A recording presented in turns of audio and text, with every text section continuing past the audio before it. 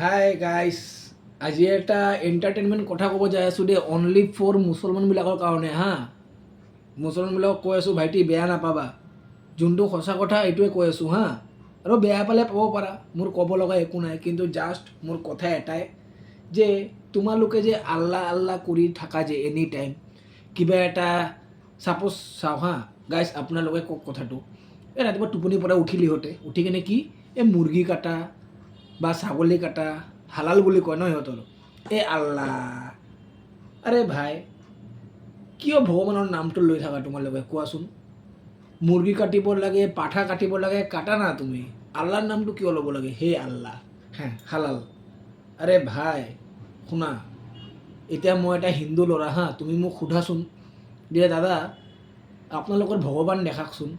মই দেখাই দিম, এটা কিয় চব ভগৱান দেখাই দিম, এইটো আমাৰ এইটো ভগৱান, এইটো আমাৰ এইটো ভগৱান।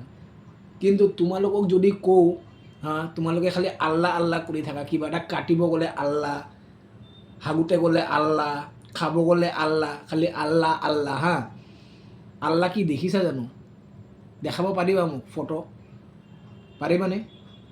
যে মোক দেখুওৱা যে এইটো আল্লাহৰ ফটো হয়, পাৰিবা? নোৱাৰা নহয়। তো কিয় আল্লাহ আল্লাহ কৰি থাকা হা?